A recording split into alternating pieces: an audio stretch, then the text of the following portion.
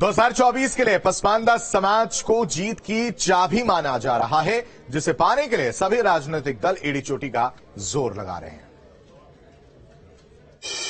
सभी दलों की पसंद पसमानदा क्यों?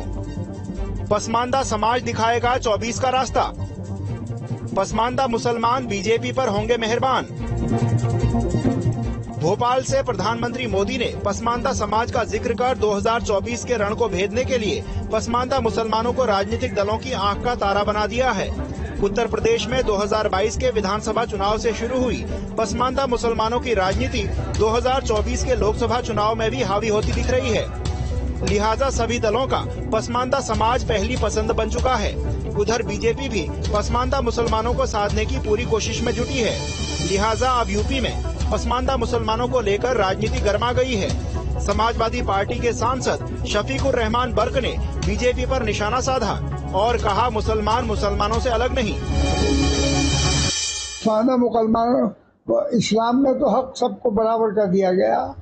हम मुसलमान की हैसियत से हैं, मुसलमान कम्युनिटी हैं। बर्क के इस बयान के बाद कांग्रेस भी बीजेपी पर हमलावर दिखी।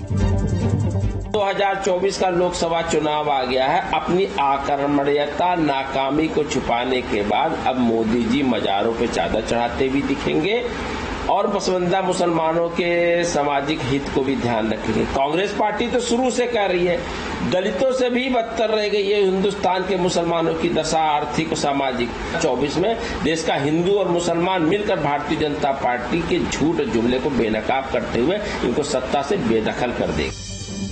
वहीं बीएसपी अध्यक्ष मायावती ने भी पसमानदा समाज के लिए आरक्षण की बात की है। उन्होंने कहा कि भारत में रहने वाले 80% पसमानदा मुसलमान पिछड़े शोषित हैं। आरक्षण से उन मुस्लिमों का जीवन सुधरेगा।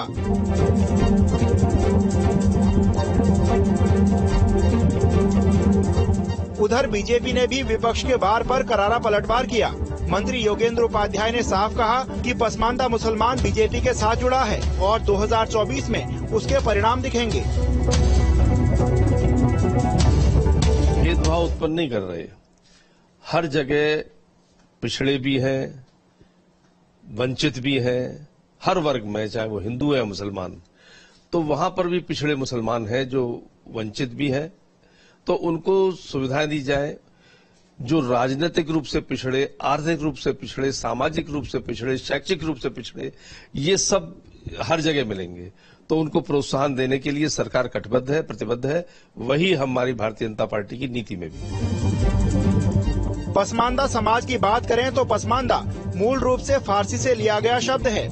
इसका मतलब होता है वो लोग जो पीछे छूट गए हैं, दबाए गए या सताए हुए हैं। भारत में रहने वाले मुसलमानों में 15% उच्च वर्ग के माने जाते हैं, जिन्हें अशरफ कहते हैं। इसके अलावा बाकी 85% अजलाफ मुस्लिम पिछड़े हैं, इन्हें पसमानदा कहा जाता है।